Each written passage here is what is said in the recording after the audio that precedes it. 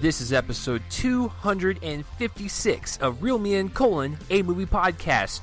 Joel and myself are back here to discuss with you guys the top 10 worst movies of 2018. It's going to be quite a list from both of our ends. We get to discuss, what was bad about the movie, what could we do to improve the movie. It's going to be a lot of fun, and that's all we're doing. No news, no trailers. But what's on our list? Well, you're going to have to sit down and find out right now.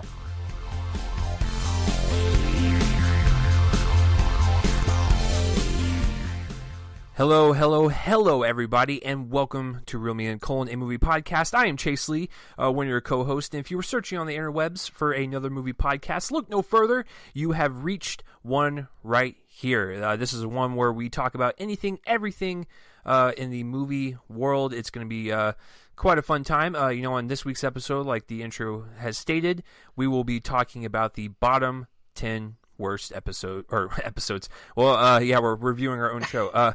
Bottom 10 worst movies of 2018, and that's all we're doing today. No news, no trailers. We're going to cut right into the meat of it, and discuss these a little further as to what made them terrible and what could have been done to fix them. I am not alone today, as I am joined by my wonderful co-host as usual, Mr. Joel over there. Joel, how are we doing this week? It's getting towards the end of the year, and so we love doing these kind of top 10 lists for our listeners. So I know you're really pumped today. Yeah, I mean, we didn't do this last year. It was kind of a feeling on my part, a misplaced feeling on my part, that we would just give it easy snark. Something like this certainly draws snide comments toward movies into the mind. But you know what? We saw bad movies, we might as well recap them because it's a part of the year. As much as we want to avoid them, we do see some stinkers, and it's and I think it's good to kind of recap what we saw that we hated. And I guess to start out, we're just gonna dive right through it, right into it, I should say. To start out, we each have the same special mention. Now, the reason that this movie is a special mention is because we saw it at a film festival, but it hasn't been released yet. And that is the documentary The Blessing. And this is, I barely remember it, honestly. But I'm pretty sure that it's about, it involves a Native American family. I should have had this open to kind of give you all the lowdown of what the deal is. But it's a documentary basically about a Navajo coal miner who's kind of dealing with the destruction of a sacred mountain that is right next to them. Unfortunately, such a story, and he also has a daughter who's kind of struggling with her sexual identity and similar things. And unfortunately, a movie with such potential in its premise is ruined by a totally rudimentary presentation. This really fuzzy cinematic style that just isn't cinematic. It isn't told in a way that's compelling. It's one of those rare documentaries that doesn't really provide any sort of insight into its subjects, who seem to just kind of remain secretive and kind of almost bemused at the fact that the camera's there. And I feel like we definitely both had that sort of situation with it. It was the low point of our festival. It was otherwise a great festival. We saw a lot of great work, but that was the one that we hated. So did you have anything to say, or? No, I remember when we were sitting in the theater, because Joel's correct. We saw a plethora of greatness. Some of them will even end up in our top 10s of the year. And so we're like, all right, let's just keep this train going. And as The Blessing kept going, you're like, this 70-minute movie feels like, first of all, 5 years, and second of all, it is confused. It does not know what it wants to tell, or what story to tell, what person to focus on, and the whole coal mining situation was a total of maybe 5 minutes in the movie, and I'm like, this is bad. That was the thing that was so surprising, that it was literally about a coal miner, and it never really seemed to go into the other than one physical mishap where he gets really injured. And that was probably the best part of the movie, just because it's so urgent for 30 seconds. but like even that was like, glossed over, um, as like as a plot point in the movie, because once again, when you have a documentary subject, or a person that you're going to focus on, it needs to be focused to where if you want to have like other like kind of sub plots or characters going on, that's fine to kind of prop up your main subject. But if you have something you want to focus on, and then you focus on other family members and like what they're doing and stuff, and it really has no impact on the overall documentary, then it just makes for a really really awful experience. And once again, it's 70 minutes long that just really just feels so drawn out into basically a bowl of nothing. And I remember Joel and I walking out going, you know what, like we've had a really great few days at the festival, but this is the weakest point, and I really wanted to cry afterwards, but we had to move on to other movies that day, as Joel remembers. So The Blessing is definitely an honorable mention, but we couldn't do it because Joel is correct, it has not been released yet. All right, sir. So just go ahead and go into your number 10. Oh, man. So here we go. I can't wait to get into this list, guys, because some of these movies, like you guys have heard me, kind of rant about, and I just love to kind of re-rant, I guess. So my number 10 is a kind of a New Year's banger, where, like, January is not really the year, or I was going to say the year. It feels like a year long, but January is the month, typically the toilet bowl season, and sometimes bleeding into February. And there's actually a lot of movies on my list that have been released in those 2 months. But number 10 was one of those ones where I was excited for because it looked like maybe like one of those little action films that you don't really think about. You just go see it and you go, hey, that was enjoyable, that was really entertaining, and you just go move on your day.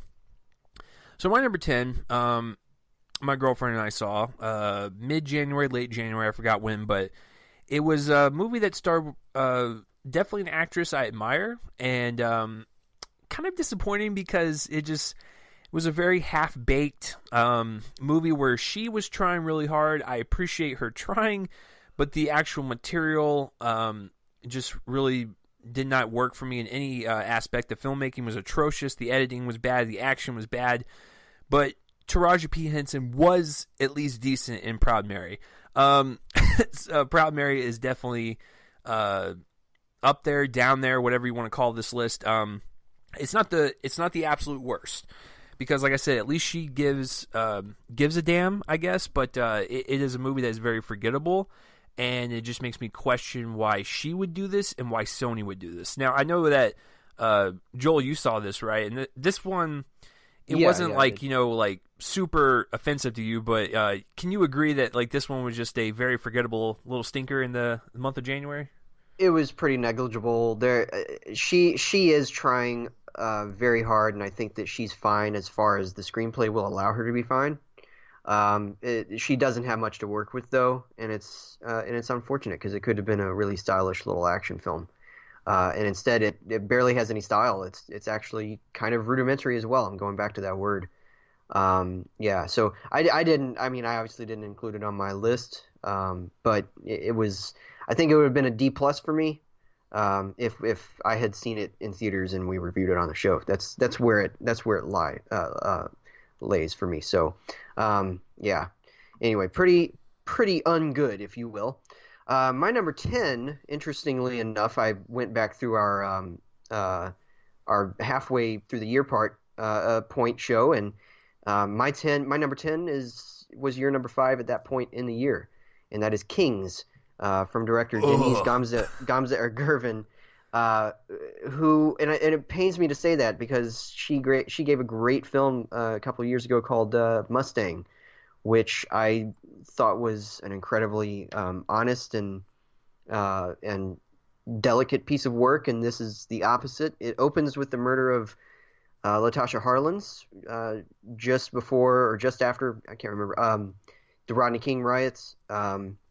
It was just after the Rodney King riots happened, and unfortunately, what it then does is it basically just kind of takes this the story of the Rodney King riots sets it against.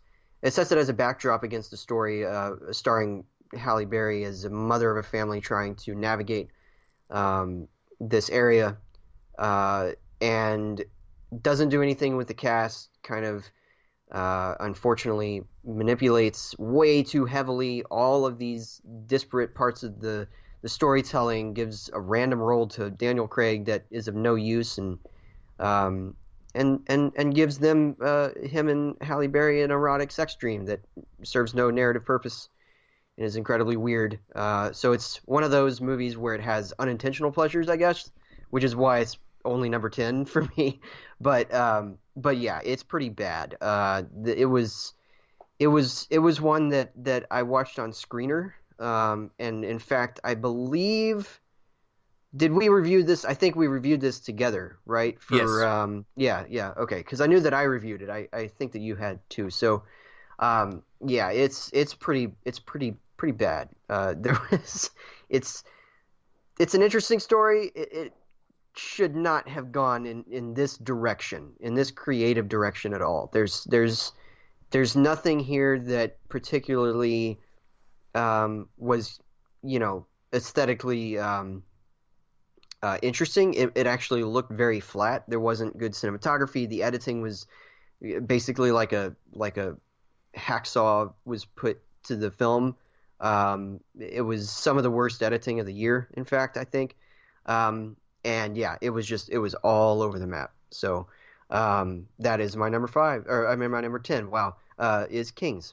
Well, I will pass on that, good sir. Yeah, I figured you would. What's really funny about Kings, and I'm not making this up. You can actually look at the timeline of all my the comments on my YouTube review.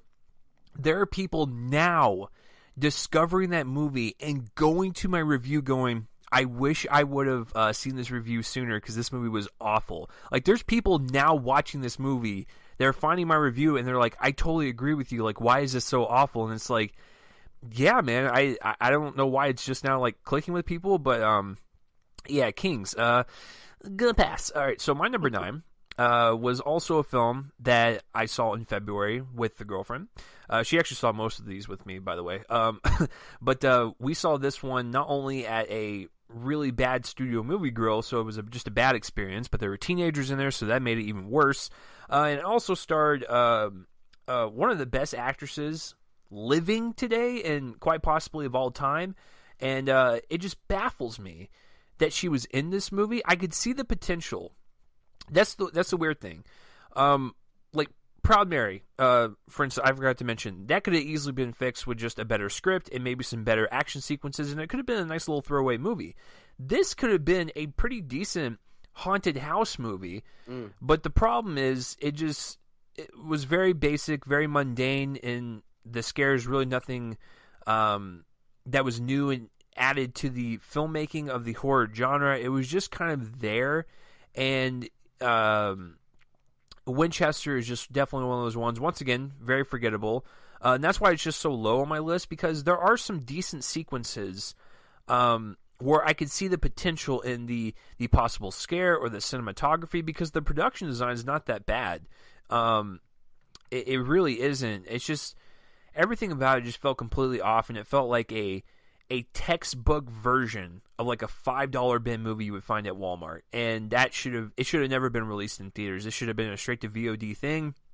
But Helen Mirren, not bad in it. Jason Clarke, also not bad. It's just very forgettable. And to be honest with you, I didn't really want to put it on the list, but I had 9 listed, and I was looking for one more, and I was like, yeah, this definitely is one to put on there. But once again, very blah.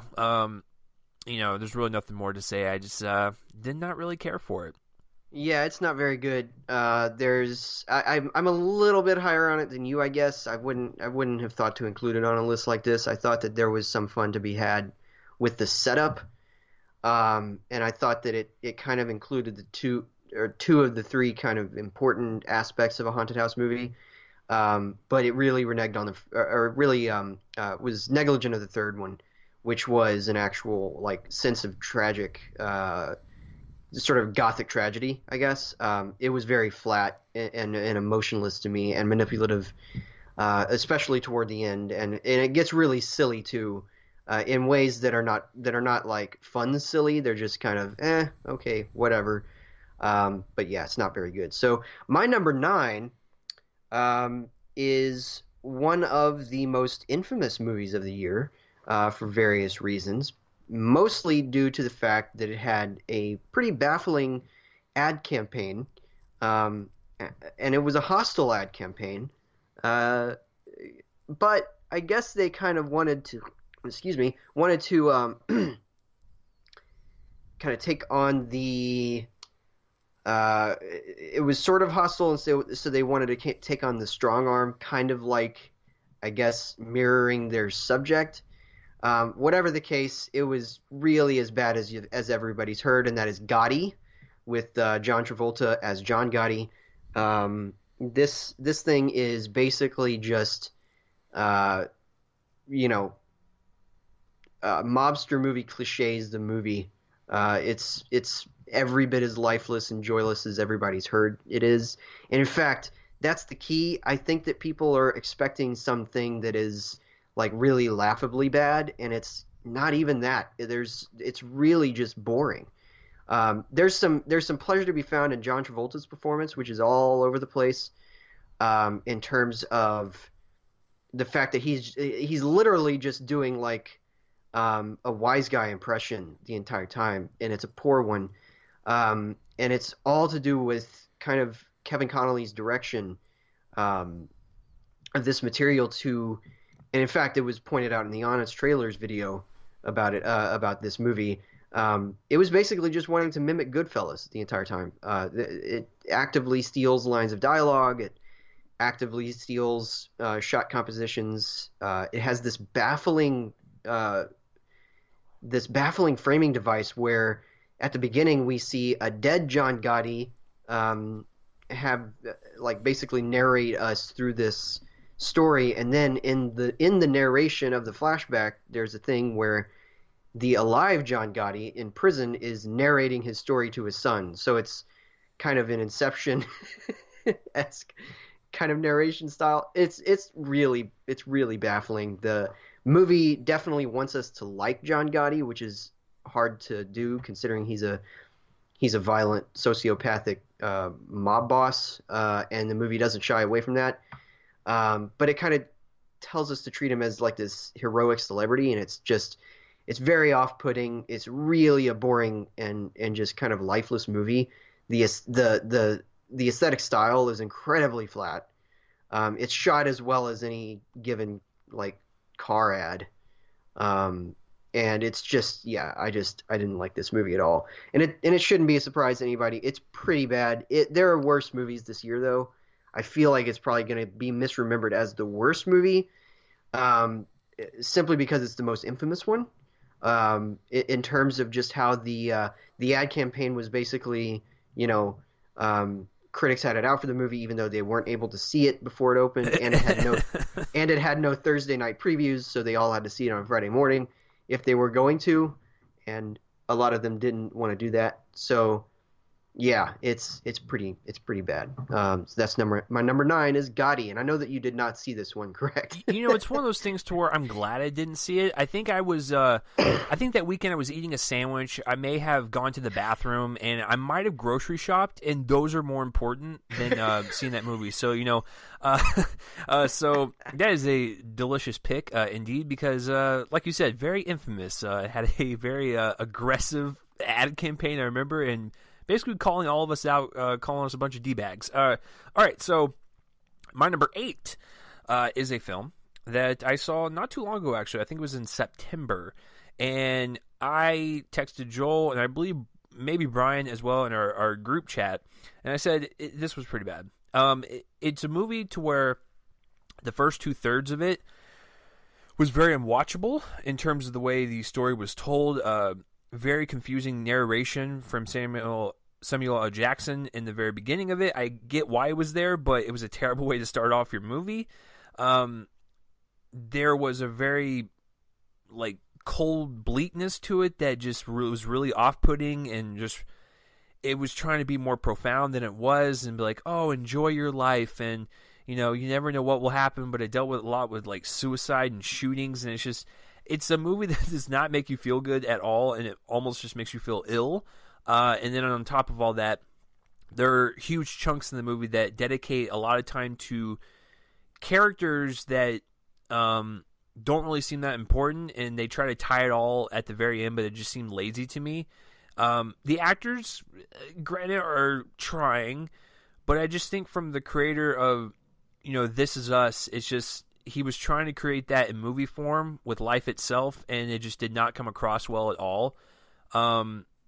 Yeah, I still have a bad taste in my mouth from that movie.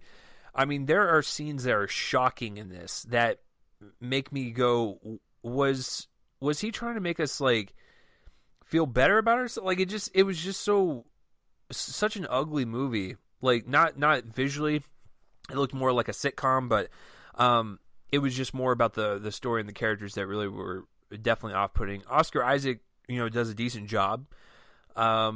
Antonio Banderas, decent, I guess. But it's really depressing. Like, please tell me, watch that movie and then tell me if I'm wrong. Where you're like, why were these choices made?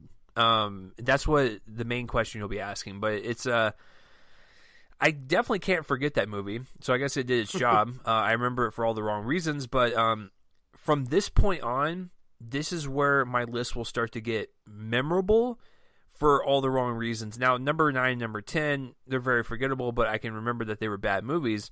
These next 8 offended me to a point where I had to put them on the list. So Life Itself is my number 8. All right. Well, I did not see that one. I'm going to be catching up with it pretty soon, I'm assuming, because I'm pretty sure it's coming to DVD pretty soon. I can't wait. I can't wait for you to watch it and then text me back and go, what was that? What? Yeah. And I guess this is a good place to tell people basically what I'm going to be doing on my website. Not on the show, but on my website is I'm going to be re-updating my top 10 worst and top 10 best sometime around the middle of next year, just because of how I structure my viewing schedules. It's just something I need to do. So that might be something that pops up there. It'll just be kind of a hey, you know, here's an update. My number 8 is one of those movies that got a day and date release in like probably a single theater in LA and had a VOD release.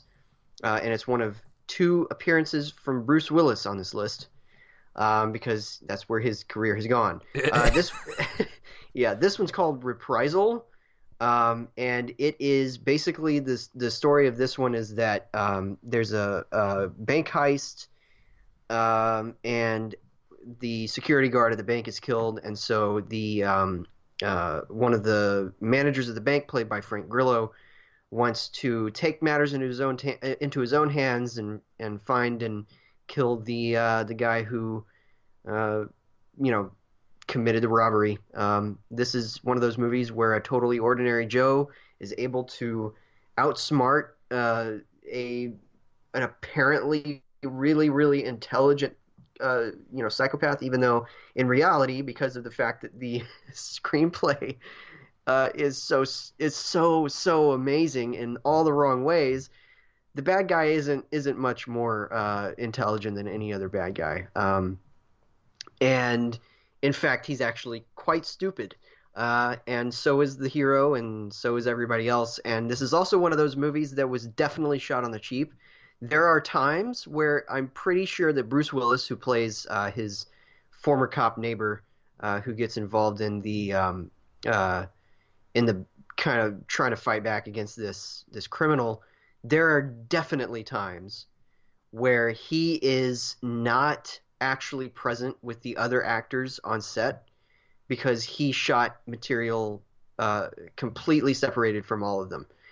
Except for Frank Grillo in one scene where, and it's an extended scene that basically almost runs the entire movie, where they're in the same room plotting out their own attempt to kill the guy, to kill the bad guy.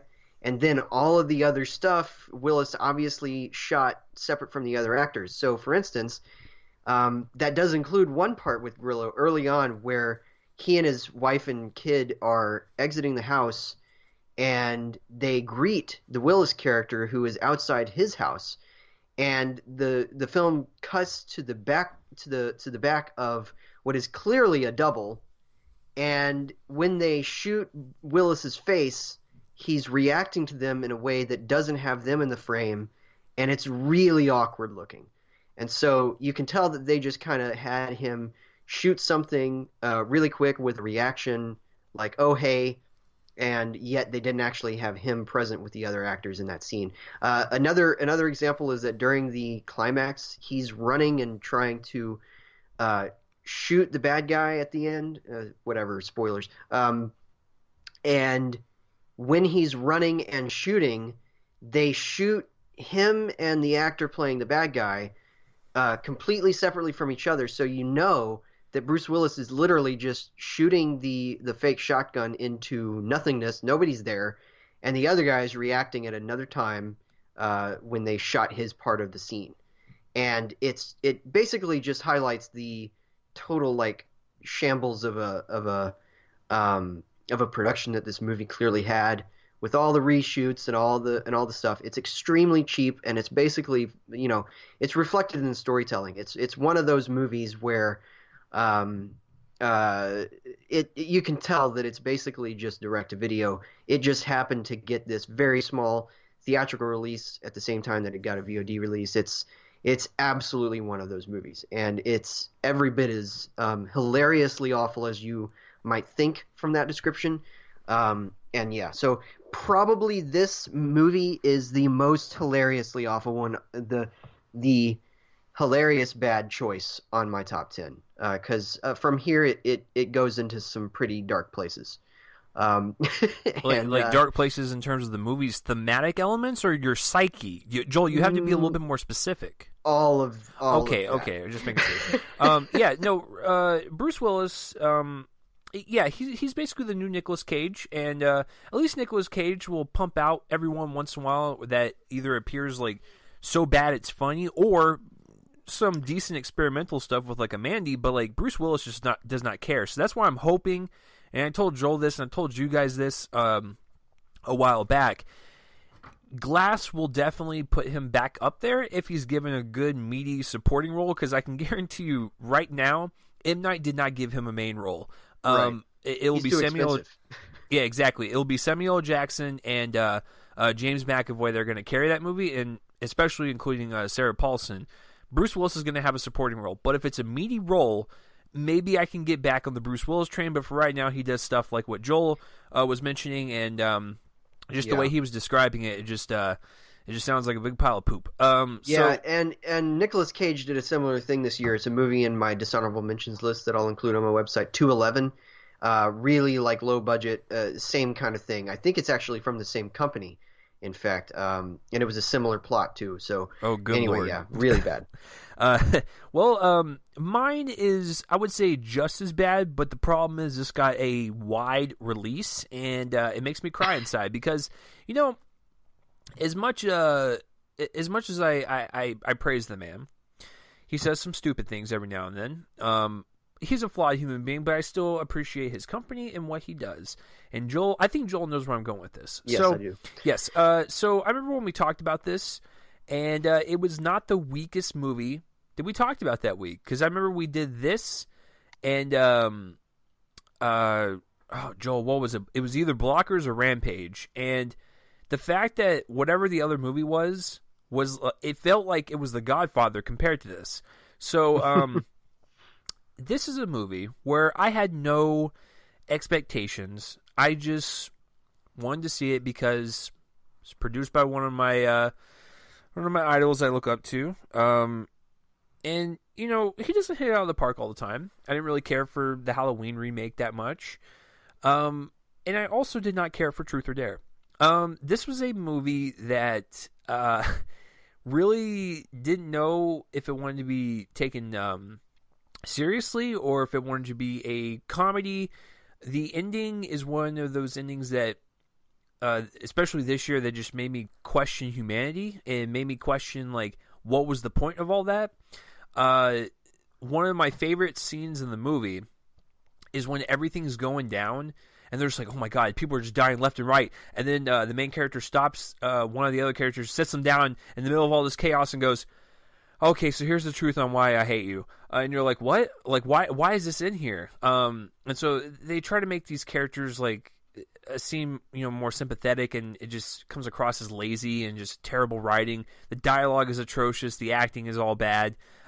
Even the kills are not that impressive. Some of them are quite dark, to be honest with you, and I'm just like, why is this in a PG-13 movie? Just have them having sex in a car somewhere and then the car blows up. I don't know. Joel, I remember, like, when we were talking about this, and he'll get into it, Joel's on the mindset of, like, this movie could have been fun if given the right story and the right bit of direction, but the problem is it had no idea what it wanted to be, and then, of course, it just ultimately came out to be a lazy PG-13 horror film that was definitely funny to watch amongst the audience in the theater, but I think overall it's just definitely a huge miss in the horror genre this year, especially when you had stuff like A Quiet Place, which came out from Paramount, and Paramount's like, yo, Blumhouse, calm that down over there. Blumhouse, once again, definitely a hit and miss company. I respect the hits, but I also will ding him on the misses, and this is definitely a miss. Yeah, but it's a big miss. It's not on my list. I think that there's real potential here that kind of separated it from a list like this, but of maybe boring movies, it would be on that list, because I was totally disengaged with everything. It has that weird twist in the middle that didn't make any sense, and it was kind of dark, and that's the scene I'm talking about, by the way, where, like, all the chaos is happening. She goes, I need to tell you something, and you're like, why? Yeah. What? Right. It feels like maybe that was, like, part of a different screenplay at some point. It's like a mishmash. Yeah, it was pretty bad, but kind of missed it missed my list just because of, I think, the ambition they had. They didn't explore any of it, but it was there. All right, so my number 7 is the other Bruce Willis movie. It's the less likably awful one, and this one was my number 4 on my list at the midway point of the year. Actually, but 4 of them made it from the halfway point, and that is Acts of Violence. I already talked about this one. It's this young woman, bride-to-be, is taken by a drug/sex slavery kingpin in order to be used as a test subject for a drug that's basically a fictional variation on a very real one, and that's pretty unsavory, and so is most of this movie. All the women are either victims or objects to be desired. All the firefights in the movie are flatly staged by director Bob Donahue. Again, Bruce Willis shows up to do a day's work and call it quits. The acting is all really bad. So it's pretty awful. It was one of our friend Mark's 2, so far at least. Hopefully he doesn't see another one in December, but one of our friend Mark's 2 0-star movies this year, and I can see why. It's pretty bad. So my number 7 is Acts of Violence. And I know that you didn't see this. When Bruce Willis makes it twice on your list like that, back to back, like, there's something wrong with that man's career. But hey, listen, if you want to show up to work for a day, get paid a couple $1 million, and just go F off to whatever mansion that you have, then God bless you, sir. If that's the life you want to live, I can't really stop you. So, but Joel's right. I will never watch those, even if I am super drunk and I have nothing else better to do. So, my number 6 is another one around the springtime, I think actually around the same kind of 2-week period of, like, Truth or Dare. I think this one is one I did not want to see, but I took my girlfriend's friend to it in April. I still remember it was a packed house, mainly women, and I knew that this was going to be an atrocious experience because I didn't really care for the trailers. I knew it was just something about it was just going to feel off and kind of dirty about it.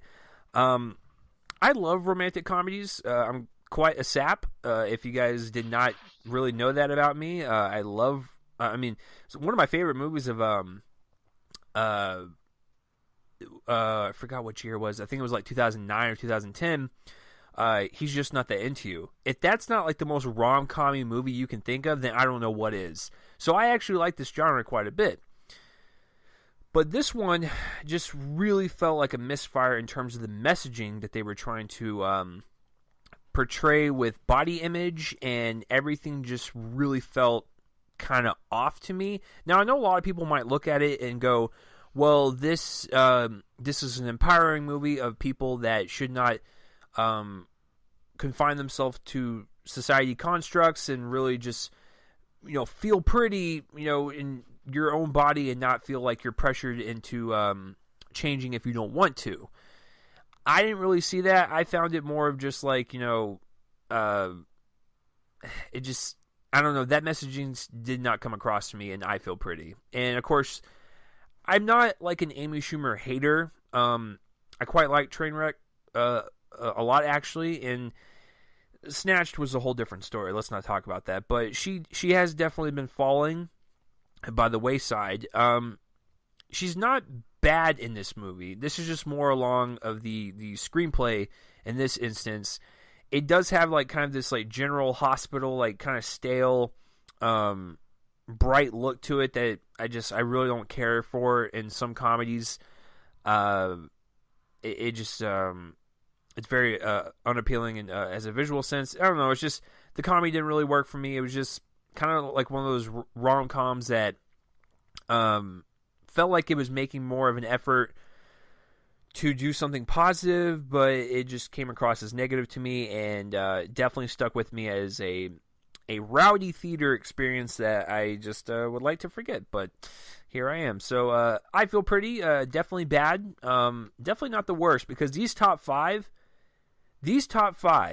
make I Feel Pretty look amazing. Like these next five that I'm about to get to, this is the bottom of the barrel when it comes to filmmaking, storytelling, just almost every aspect of filmmaking. So I Feel Pretty is the last, like, bad one, but not as bad one as we get up the ladder. But that is on there, Joel.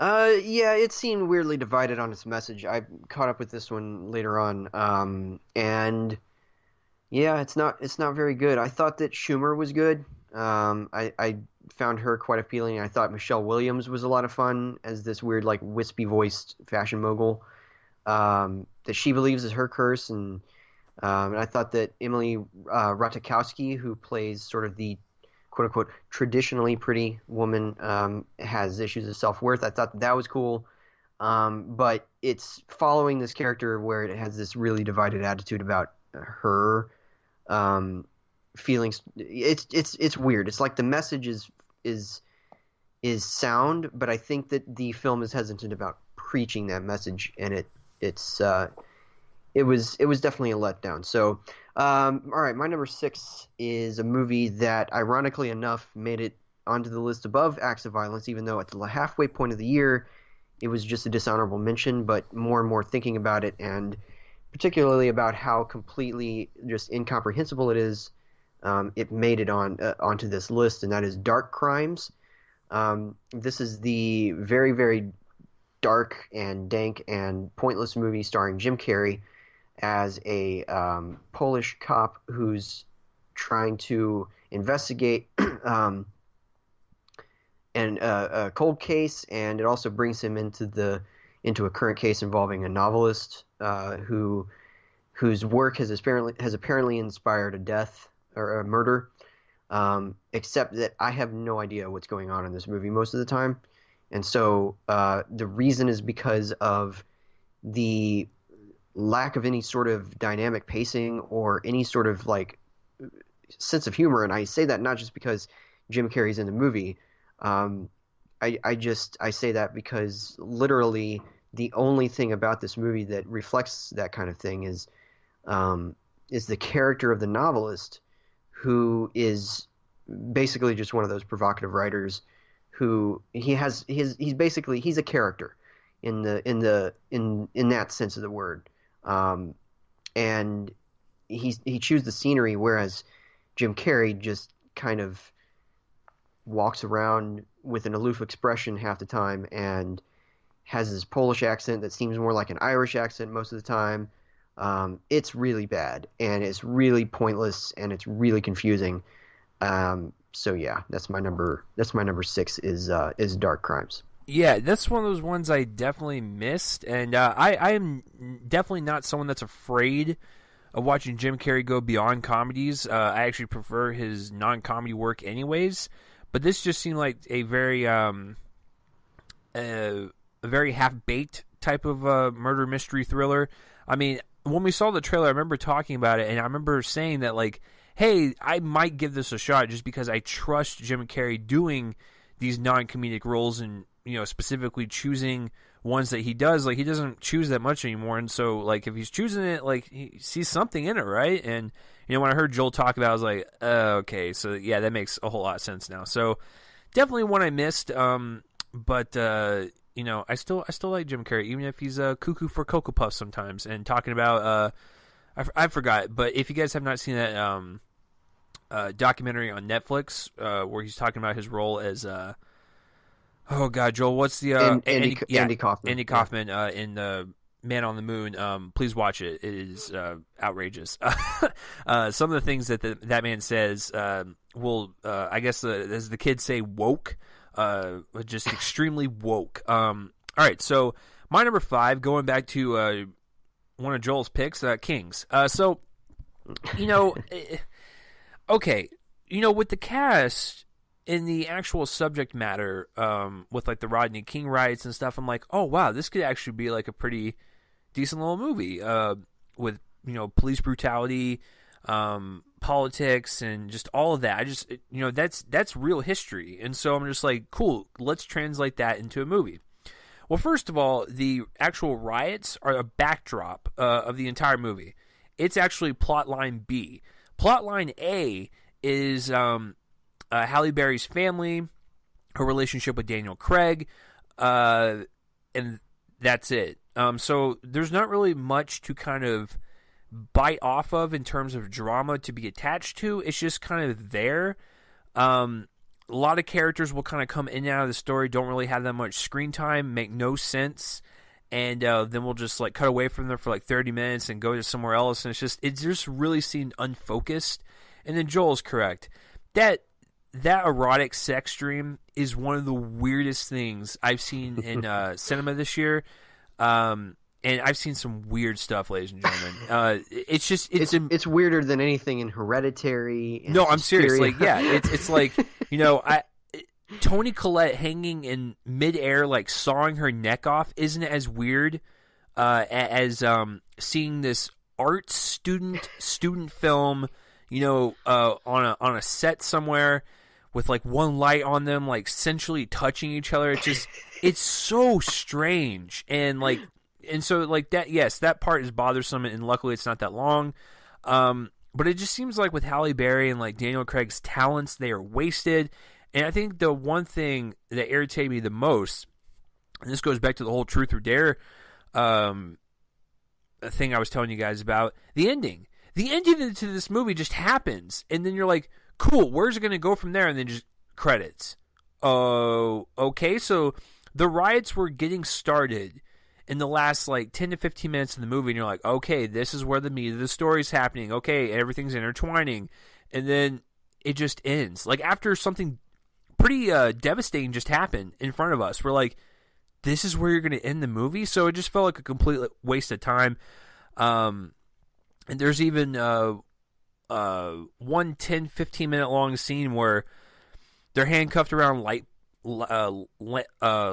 poles or whatever, and it takes them like forever to get out. And it's just like, it's like a weird slapstick comedy scene. And it's like that. So strange. That scene encapsulates like how we were feeling. Where it's like, I feel like I'm being shackled right now, and I'm trying to escape. So Kings is one of the worst movies I saw this year, and the only reason I would say it's not a complete failure is because some of the cinematography was at least decent, and I can't really completely fail it, but I think on every single other aspect, it's quite bad. So, yeah, Kings is number 5. All right. Well, like you, my top five are all offensive monstrosities, and in fact, you guys know what it means whenever I give something an F. I gave five movies an F this year, so those are all my top five. It just so happens, though, that my number five was my number three at the halfway point of the year, and that is The Forgiven from director Roland Joff. And this one is the one about that stars Forrest Whitaker as Desmond Tutu, the Archbishop down in basically after the election of Nelson Mandela following the abolition of apartheid. Desmond Tutu had a series of conversations with violent racist sociopaths who and murderers and all other kinds of bad people about redemption and all of that. And so the story of the movie is that it it puts all of those people and turns it into one person who's a fictional character named Pete Blomfeld, played by Eric Bana, and it's basically the thing that destroys the movie. It's just one of those shock value movies. It's nothing more than that, and yeah. So I kind of already talked about this at the halfway point of the year. I don't have much more to say. I kind of want to forget this movie, but essentially, if you have a movie that's going to use shock value, there are three things that you can do, or kind of two and a half. One is, you can just basically have the shocking content. The second is that you can do something with it in terms of saying something about the characters. And the third, or the second and a half, is you can use great filmmaking to bring it all across. And this movie only barely suffices as that first level, which is just having shocking content, and it's completely pointless. There's nothing insightful or interesting here. The filmmaking is all very, very rudimentary. I keep coming back to that word, and it's because it's so true about a lot of the movies. It is, in fact, Joel's favorite word. Like, he told me off air, and I usually go, well, Joel, it's kind of weird. Thank you for that fact about yourself, but that's what he told me. Yeah, so it's bad, and I hated it. I was kind of in pain for the whole thing. All right, so what is your number four? Because I know you haven't seen this. Yeah.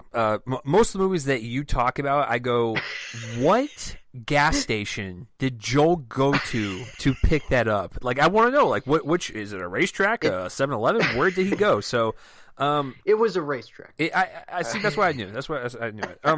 Okay, so my number four, and I got to be quite honest with you guys. I will continue to review copies of this person's movie until the day I die, because I absolutely love the responses every single time I do one of these things. Joel knows where I'm going with this, and this is the only time on this podcast I will ever get political. Okay.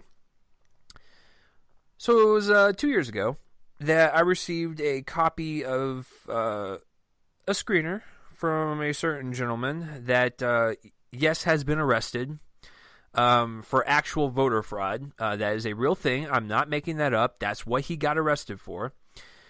And, I had no idea who he really was at that point in time 2 years ago. I just knew about the whole getting arrested thing because I just wanted to briefly look him up, and I was like, oh, I'm watching a Criminals movie. So, it was Hillary's America, The Secret Life of the Democratic Party. Hell of a title, thank you. It was a terrible documentary. Didn't really have any insight into any side of politics. It was just a hit piece on people on the left and making the right look like they're angels. And I'm like, okay, so this is propaganda. Okay, so 2 years pass. I get another email invite to watch his newest movie, Death of a Nation. Yeah, there's no words to describe on how bad this is. Now, I will give the movie, or quote, movie props on one thing. The production design and the value of that production was better than the previous one. That's why it's not a complete F, but it is a D-. So I will give it that. That's the only credit I will give. But it is a hit piece. It is propaganda, just like the first one. And Okay, so the first one I think actually came out a few months before the 2016 U.S. election. For all of you out there that listen to this podcast that are not living in the U.S. So there was some hate on that review, but it wasn't like as bad as Death of a Nation, because we're 2 years into the presidency here, and the amount of hate that I got on that review is just staggering. And it's really funny because some of the comments will be like, "What are you talking about? There's no one threatening you on this review." And then I'll go, "Well, what about that comment that says I will effing kick this Four Eyes loser if I see them in real life?" And it's like, and then they just shut up because they realize I just pointed out one of their flaws or whatever. I'm just like, they're literally saying this in the comment section, and this is all public, by the way. This is public. This is public record, Joel, to where if you go on the movie review, you can see these hateful comments where people are just like, "I'm gonna kill you if I see you," or like, "You were so incredibly stupid and wrong and ignorant. You don't know the truth." And it's just like, as a documentary, even if the Democrats were just all Nazis and they just wanted to take over the world, as a documentary, it's still a one-sided hit piece. Like, it's not even a full documentary in terms of like scope and how you're supposed to approach this type of stuff. So that's why I use the P word. It's propaganda. And if you disagree with me, cool. And I'm not. I could care less if you're on the left or the right. I'm just telling you right now, from a filmmaking standpoint, it is atrocious to basically get clips of people on the alt-right going, "Oh yeah, some of the things that the Democrats have, I actually believe in," and using that one little clip to justify your position. That is so disingenuous, it makes me want to throw up. But you know what? Hey, if you watched the movie and you liked it, good on you. For me, it just doesn't work as a documentary at all. And the filmmaking, once again, very very boisterous for the right side and making them seem like super heroic. And there's even a section where they play America the Beautiful, or like they do it on harps or whatever, saying like, the only way for this future to succeed is for you to vote for the right or whatever. And it just makes it's very I know we keep the show clean, so this is as far as I'll go in terms of cursing, but it's very masturbatory for the for the right side. And it's just a all around propaganda piece of a film. And once again, if you think I'm lying and people are not being, or people are being hateful, just go on the comment section. I'm telling you, like, there's one person that specifically said they would hit me in the face if they saw me on the street, and then someone will comment, "There's no hate on this review, you're just trying to seek attention." I'll be like, "Well, what about that one comment about them hitting me in the face?" And then they just shut up. So it's like, if you're going to troll me, do your research first. So I don't know. And listen, I really do mean this. If people out there are listening to our show and you are more right-wing leaning or left-wing leaning, who cares? That's why we don't dive into politics that much on the show, because it's not the place for it. This is a movie podcast. That's all we talk about. But in this particular case, you have to talk about it because that is the subject matter of the movie. And I'm not just hating on this movie because it's praising the right wing and demonizing the left. That is not the case. It is the matter of how the movie is told. It's very disingenuous and very it's just not right to call it an actual movie that cherry picks facts and go, well, that's the whole party right there. That's not right. And so listen, whether you vote particularly to the right or to the left, we still love you guys. We're not going to demonize you guys. I'm just giving you my thoughts on that movie, and if we lose some followers, and I okay. But yeah, Joel knows how much I absolutely hate Death of a Nation. And you're probably wondering, like, why is it not like number one? Well, these top 3 movies, I actually had hope in because of the filmmakers. This movie I had no hope in. It was just a matter of like, hey, it was still bad. Like, it's really bad. But I actually had more optimism in these top 3 than this one, so that's why this one's number 4. And so yeah, it's just if I were to receive an email again from Dinesh D'Souza, it's the first time I've mentioned his name in this whole entire review. I will be glad to review it, and I will give anyone the benefit of the doubt to where if you can give me a good movie, I'll give you a good review. Give me a bad movie, I'll give you a bad review. I'm not going after specific people. If he actually hands me a movie today and I watch it and it's good, I'll give him praise. And guess what? I'm going to get so many thumbs up on the review, and I'm going to get so many wonderful comments, but I would be glad to review another movie from that man, and I will give you my honest opinion. So, so I'm actually really curious to hear Joel's number 4 now. Like, now that we're getting into like the stank of the stank. All right. Well, I did not see that one, of course, because of course you didn't, because you don't need to. Right. I saw 2016 Obama's America, and that was about enough from D'Souza. My number 4, I'm actually surprised for myself, isn't higher on this list, but it was definitely one of the most joyless and exasperating experiences all year, and that's Mile 22 from Peter Berg. I hated this movie so much. This is basically literally just terrorists kind of attack. I don't remember the plot, to be completely honest, much, but... Tony Jaa has to go from point A to point B, and then we have all these other subplots in between that make no sense, and that's your movie. Yeah, except it's not even Tony Jaa. It's Iko Uwais from the Raid movies. And oh my, I'm such an idiot. I thought I could have sworn that Tony Jaa was, but he's Ip Man, correct? Yes. No, that's Donnie Yen. That's what is Tony Jaa's? They all basically play the same character. That's true. You are a terrorist, and you're like, can he be something else? I don't know. But what? Oh, it's on ONG BAK. Is that Tony? Yeah, that's Tony Jaa. Okay. See, I'm just there's so many franchises that I get really confused. I apologize. Yeah, it's pretty disastrous. It's basically just, they have to carry him from point A to point B, like you said, and it's 22 miles, and it's a lot of just mindless action, horribly chopped up into bits that makes no sense. It's awful combat and warfare sequences.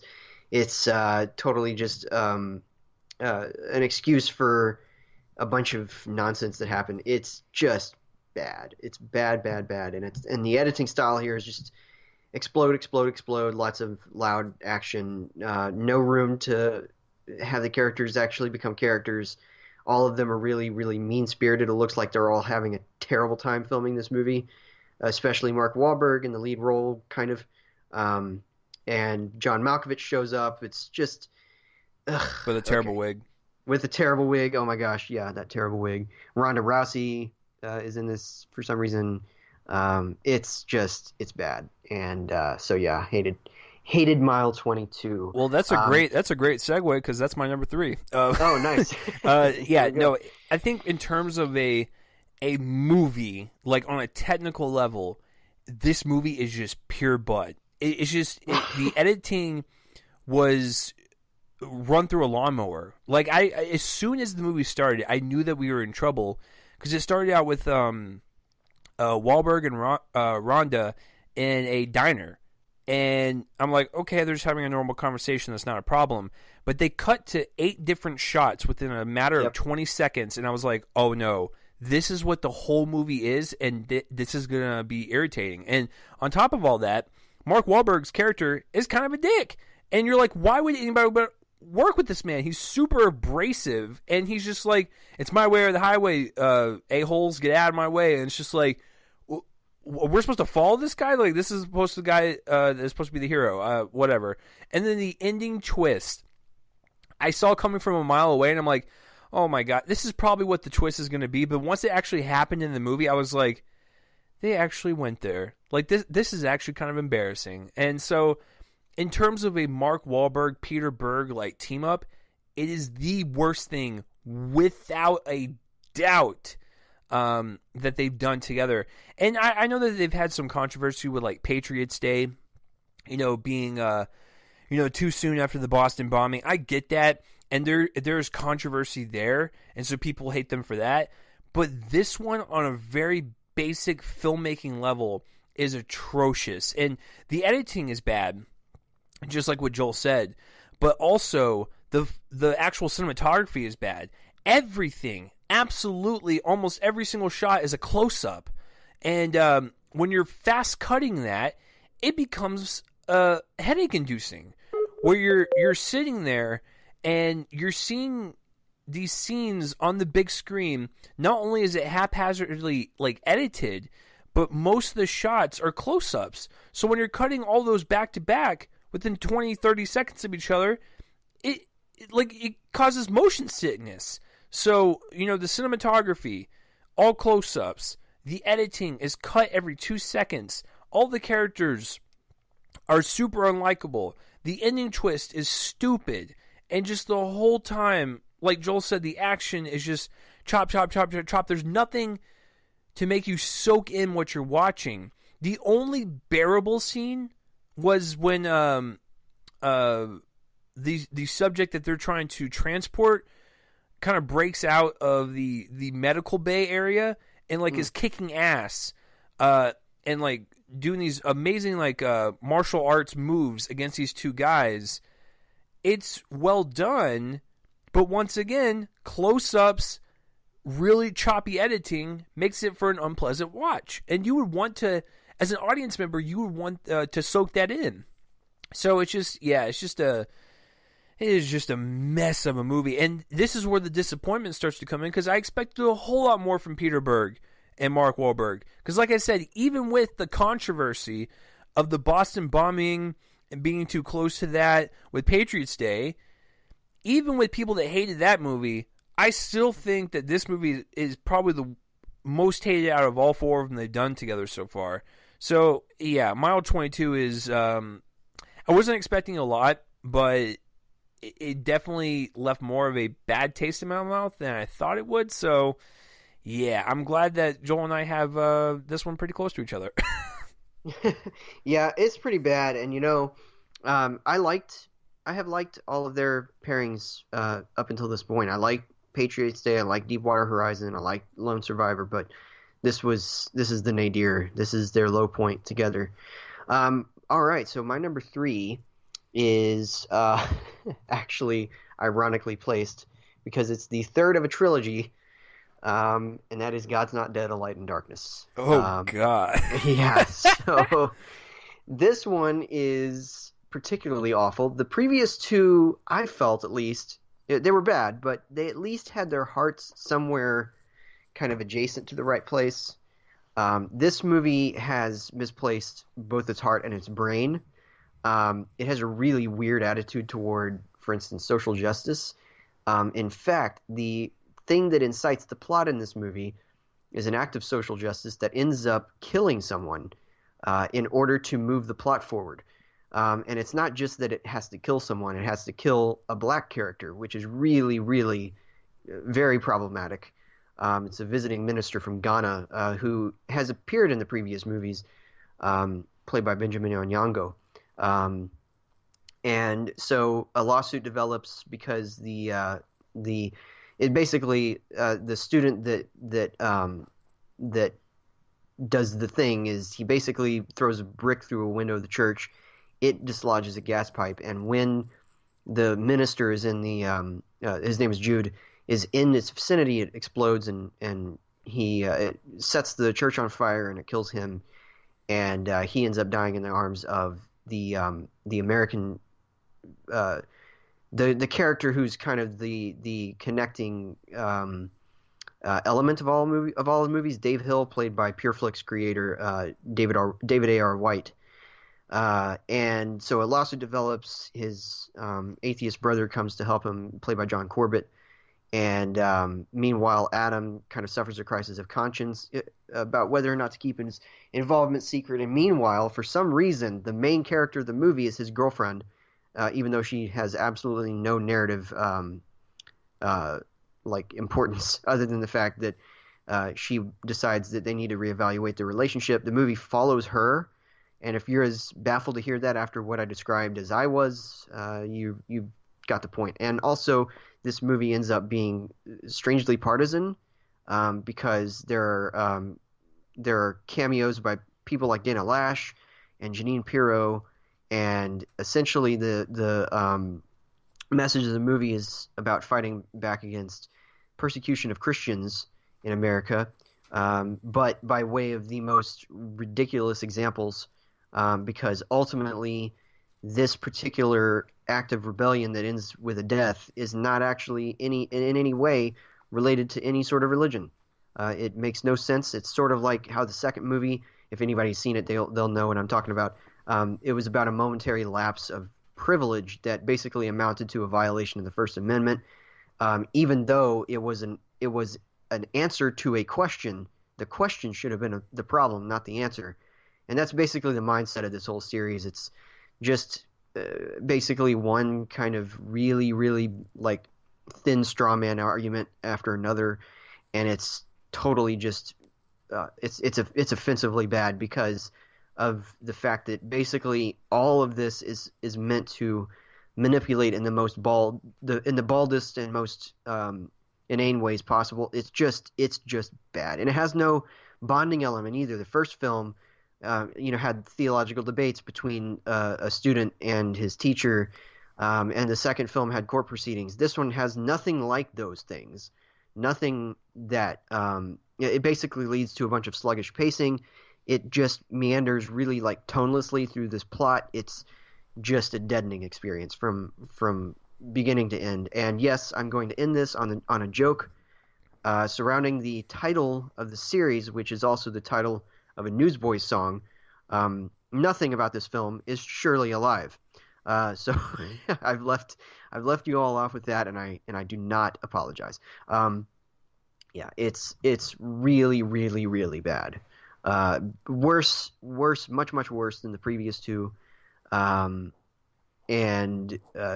so it is my number 3 of the year. Yeah, I've seen those PureFlix movies, and once again, it's just like with politics. Joel and I are never going to dive into like religion and like all that stuff, but these films, it's not a hit on the subject matter. You can make religious movies and make them good.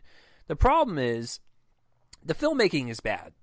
Like it just all these movies tend to have the same look to them. They're all acted poorly. They're all just weird kind of dialogue. It's just nothing about it just appeals as like a movie rather than like, hey, this is a nice little movie if you are religious and you just want to watch something that has religious elements to it. I mean, if that's what you want to watch, it's fine. But as like movies, like as cinematic experiences, they just miss the mark technically all over the place. So, and I think the one movie that I watched that I was burned by, and I was like, I will know what to expect from these movies now, was when I saw Nicolas Cage in Left Behind. That was the movie that kind of broke me, and I was like, yeah, I'm not going to really seek these movies out. It's just not my thing.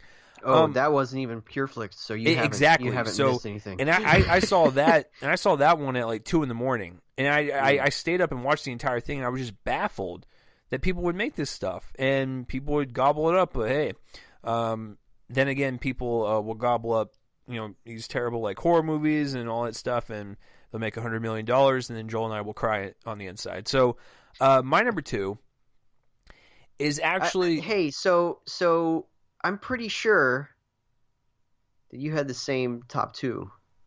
No. You think you can guess my top 2? I think so. I This think is so. incredible. So Joel, would you like It's to? funny because we might be in a similar position. I well, But I think you're right on one of them. I think for okay. the other one, I hated it more than you did. So I'm just wondering where our similar one is placed. No, no, So, no. What I mean is, I think that we're in a similar position because I think that you have the same top two that you had at the halfway point of the years. oh yeah, you're probably correct. Okay. No, no, no. Not that we have the same Oh, two, but okay, yeah. Well, you um, actually might have one of them on there.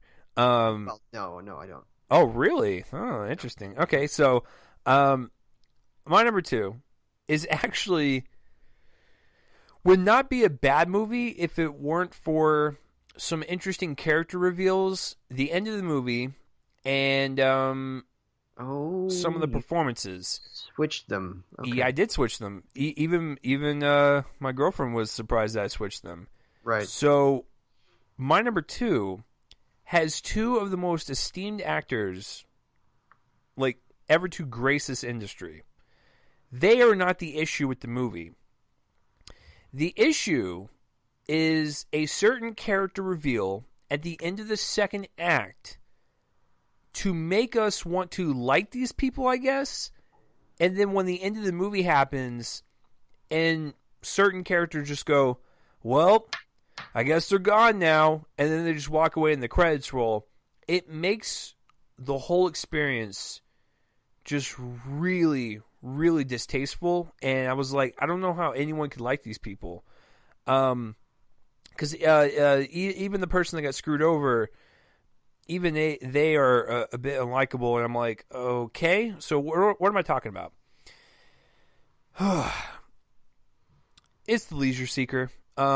I was trying to like build up to it, but I couldn't do it anymore. So this one stars Donald Sutherland and Helen Mirren. They're an old couple. They get an RV, and the RV is the Leisure Seeker, and they go on this cross country trip. And we don't know really why Donald Sutherland is taking this trip, because he takes the RV and she tracks him down, and they kind of just go on this little journey. Okay, that's not an issue. Some of the cinematography is nice to look at. Their performances are fine. It could be better, but I was just along for the journey of like, hey, this is an older couple. They're probably on their last legs out because the Donald Sutherland's character has, I believe, Alzheimer's, and so it was either that or another memory loss condition. I apologize, but he was suffering from that. You can kind of feel like he's losing a bit of himself, and she is losing the love of her life. She's losing her husband. That is some really heavy stuff, and so I'm like, okay, that's where this is. He wants to take one last journey to rekindle something, and take this journey and find out. I guess like just to kind of connect with old, friends and other memories and stuff before his mind perishes, because he's very self-aware. Here's the problem: Helen Mirren, her character alone is kind of really mean-spirited towards her husband, and there's a point to that, but I'll get to that. But for the first like half of the movie, you're like, why is she acting like this? Like, it's just your husband's about to die, and you're treating him like he's a stranger that you just met. So there is a plot twist revealed at the end of the second act where she goes, "Do you remember cheating on me, like husband of mine? Like you went over to the neighbor's house and boinked the wife." And it's like, are we supposed to like him? Like, are we supposed to sympathize? Like, obviously this is some pain that you're dwelling up, but like, how are we supposed to feel about that? Like, when that was said and revealed, I was like, no. Like, we're supposed to like him now? No! He ruined the marriage for like the past like 30 years. So there was on top of that. And the way the movie ends, they kill themselves in the RV. They gas themselves in the RV, and they peacefully, sleep away, Notebook style, right? but you're like, this isn't even heartwarming. This is just, it's off-putting. And like they leave a note for their kids. And the worst part, like the poop cherry on top of the poop cake is the children at the funeral, right? They lower them into the ground knowing what they did. And they're like, well, I guess they're in a better place now. You know, that was mom and dad, you know. And then they just walk away and then the credits roll. What was the point of that? These characters didn't discover anything new about themselves. We got something told to us that was pretty devastating for both parties. They kill themselves, and then the children are just like, well, that was mom and dad, I guess. And then the movie just ends. That is stupid. So stupid. And this is based on a book. So if this is in the book, how did people react to that? I can't. And on top of all that, once again, going back to the political stuff, I am not a fan of our current president as much as the next person, but even I found the beginning to be like a what moment, because they were highlighting protests and people, not liking who was currently in office, and they even use some of Trump's audio bites. And I'm like, even me as someone who's not a supporter of that man, I was even turned off by that. I was like, that was unnecessary. That didn't need to be there. There was no point to that. And even as the movie kept going on, I was like, is this going to be brought up again? No, it wasn't. So I found that to be kind of off-putting as well, and it just made no sense for the overall narrative. It was just basically there because the filmmaker, hates the president. I get that, but it makes no sense for the movie, so take it out. Yeah, bad movie, and it's just like, oh, Joel, I can't describe to you like how awkward it was when I was sitting in the theater and Helen Mirren is telling her husband, who is currently losing his mind as we speak and losing who he is, to tell him, hey, a-hole, do you remember when you cheated on me? And it's like, what is this? Like, they kill themselves. Like, why? Just why? Okay, I'm done. I can't. So it's clearly Chase's favorite movie of all time. Oh my god! And if you think this one was bad, just wait until I get to number one. Just wait. Now I know what number one is. Because if you thought that this one was bad and it had capable actors in it, the number one movie is basically the same thing as number two, except it does not have capable actors. But we'll get to that in just a second. Joel, now that I'm calm and I'm not going to have an aneurysm, what is your number two, sir? Well, so it ends up that I had the same top two. As at the halfway point of the year, I didn't see anything that topped them for me. So I'm not going to go too long with them because I've already done that. But my number two is my number two at the halfway point of the year, which is The Vanishing of Sydney Hall. Oh, you really hated this one. Yeah, this was bad, and it's basically about an author who it follows him at 3 points in his life when he's becoming an author, when he's reached success, and there's a death directly involved or directly tied to his writing. And then years later, when he disappears, none of them are in any way insightful about this character. None of them make the character in any way sympathetic.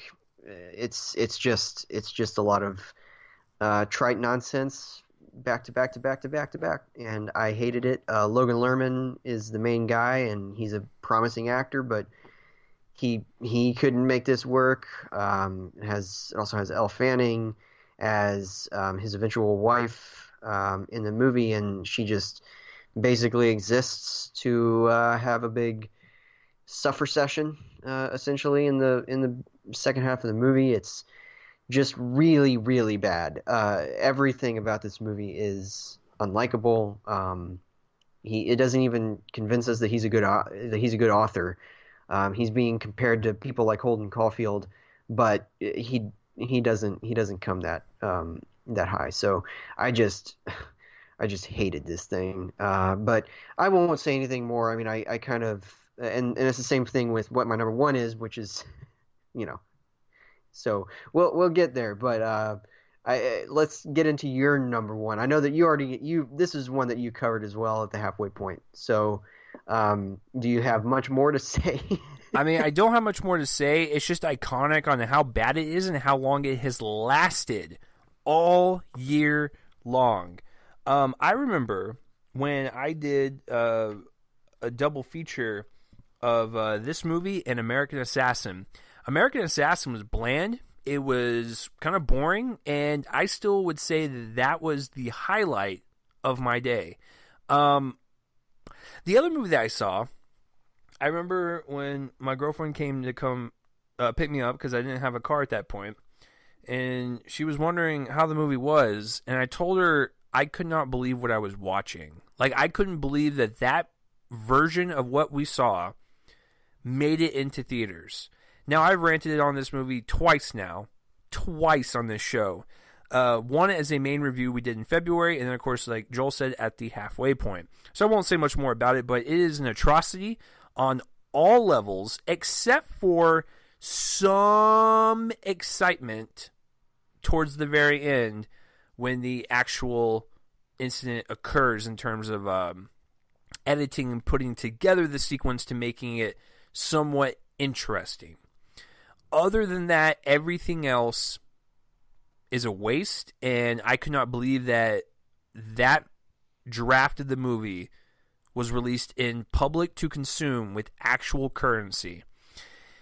And that is, hopefully, which would be a great little coming around for full circle if he can redeem himself at the end of the year. But for the beginning of the year, it is one of the worst things I've seen this year, and that would be the 15 to 17 to Paris. Now, just like with pick number 2, you have like a Donald Sutherland and like a Helen Mirren. That's fantastic because they can make they can make the poop as shiny as they want, but it's still poop. But I can still give them props because they're great actors. There were no actors in this one. Now, yes, you had like other characters like a Jenna Fisher, or some of the more ancillary characters.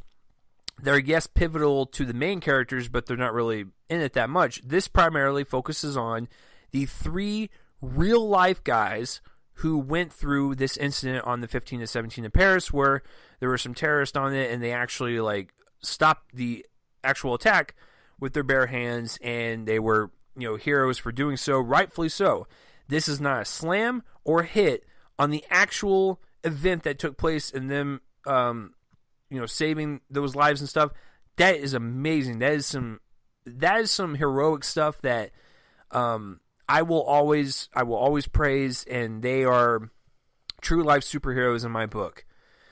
But making a movie that's based around a 7-minute situation doesn't really necessarily come across well at all.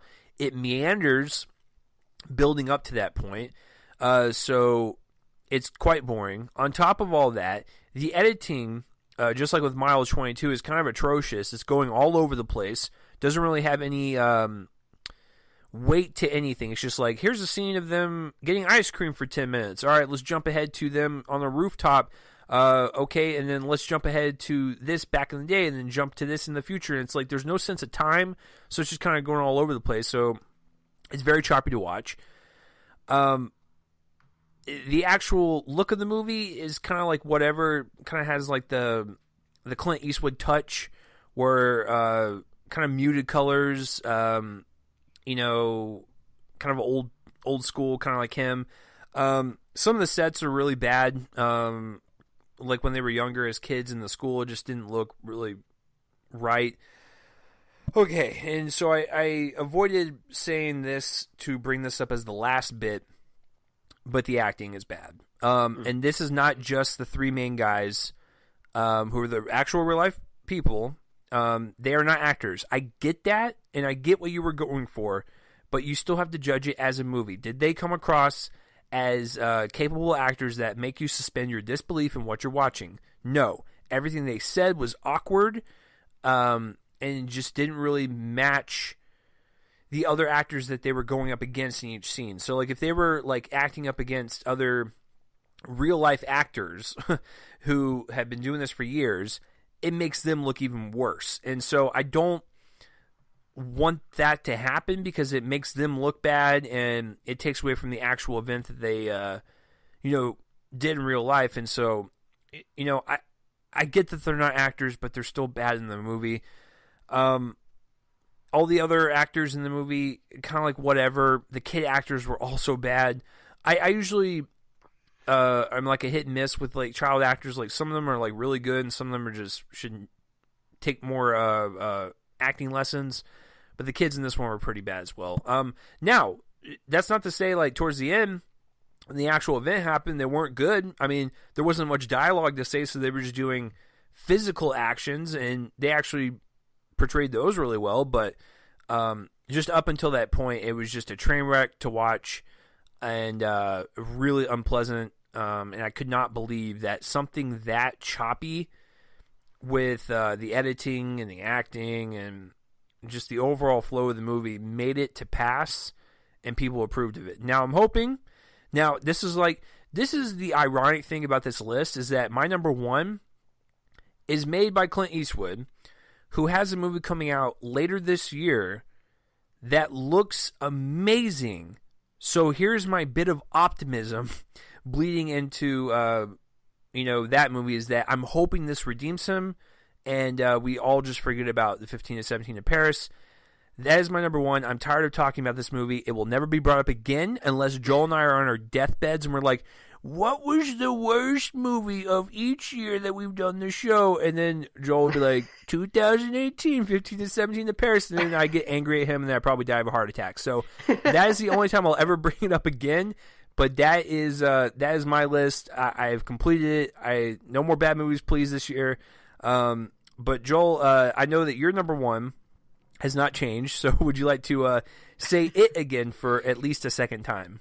Right. It was unlikely ever to change. It's Woody Woodpecker, the horrifying and like just genuinely bafflingly awful kids movie, supposedly, even though its main character is a psychotic murderer, at least according to the events of this movie, in which Woody Woodpecker, voiced by Eric Bauza, tries to kill the central family multiple times and also definitely kills a bunch of workers on a house being built by the greedy protagonist of the movie, who wants to raise the part of the woods that the bird lives in order to build a big blue house that doesn't fit the surroundings and is entirely for tax purposes. It's one of the most baffling choices for a protagonist I've ever seen, and he's absolutely the protagonist of this movie.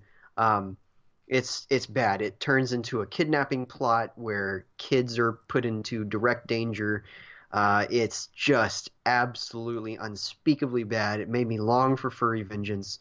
And in fact, it's the movie, this is really the only, maybe God's Not Dead 3 is as well, but this is really the only family-friendly movie that I was truly inspired to put on this list, because I also saw Show Dogs this year, and that was pretty bad. That was pretty awful, but yeah, it wasn't this bad. I was glad to see that basically, something like this could put something like Show Dogs to shame. Show Dogs is certainly in my dishonorable mentions, but this is the truly awful film this year. And yeah, so I don't really have much else to say. I also don't really have much to say about the 1517 of Paris. It's not on my list. I think that it makes the right assumption that the story's worth telling in some form. I feel like it should have been a short film. But it makes the wrong assumption that we need to see these characters be the protagonists of the story, since there are others involved, and also that these people need to play themselves, because clearly that was the wrong assumption. They're not actors, and it shows. And you're right, you have to judge it as a movie. It's not a documentary, even though it very much tries to be kind of a reenactment. It ends up not being anything more than that either. And yeah, so definitely a bad movie, definitely a bad experience at the theater to watch something like that occur. But yeah, it's interesting because I feel like I didn't see a whole lot of movies I hated this year. I kind of stayed away from a lot in theaters that I'll probably catch up with later. I suspect that whenever people tune in sometime around next June to see my update to the list, it'll look different because I will have caught up with movies that I intentionally just was like, well, I don't want to prioritize that in theaters. But since I do catch up, it'll be nice because I might have a completely different list. So that's where it stands right now. So to give a quick recap, my number 10 was Kings, my number 9 was Gotti, my number 8 was Reprisal, my number 7 was Acts of Violence, at number 6 Dark Crimes, at number 5 The Forgiven, at number 4 Mile 22, at number 3 God's Not Dead, A Light in Darkness, at number 2 The Vanishing of Sydney Hall, and at number 1 the worst film of 2018, Woody Woodpecker. So Chase, quick recap of your list, sir. Oh, absolutely. I might get a headache while saying these, but just bear with me. So number 10, I went with Proud Mary. Number 9, I went with Winchester. Number 8 was Life Itself. Number 7 was Truth or Dare. Number 6, I Feel Pretty. 5 was Kings. 4 was Death of a Nation. 3 was Mile 22. Number 2 was The Leisure Seeker. And number 1, The 1517 to Paris. So that is my list.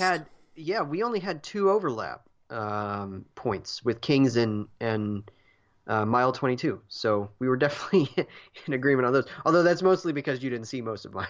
Yeah, so, you watch a lot of VOD garbage that most people do not. This is true. This is very true. All right, sir. Well, it's been a good episode, and our next episode is going to be a review of Green Book. That is the hopefully a review of Green Book. That's the new movie with Viggo Mortensen and Mahershala Ali, which we've already seen as of right now. So stay tuned for that. Yeah, so that will be next week's episode. And if you guys want to find me online, it's at Real Chase Lee. Subscribe to my YouTube channel, and of course for this show, please spread it around, spread the word. Share it to other people that love movies and let them know this is the definitive movie podcast. And you can also follow this podcast at Reel Me In Podcast on the Twitter. So, Joel, where can people find you online really quick? You can find my writing at joelonfilm.com. Should have reviews this week. And then also on Twitter at Real Joel Copling, like you said, at Reel Me In Podcast for the main show. And on Letterboxd at J Copling. You can also find some of my writing at DallasMovieScreenings.com. I've got some up this month finally. And so that's where I am. All right, guys, that will do it for this week's episode of Reel Me In, a movie podcast. Join us next week on episode 257 where we talk about Green Book. So we'll see you guys next week. Peace out. You guys are awesome. Bye-bye. Bye.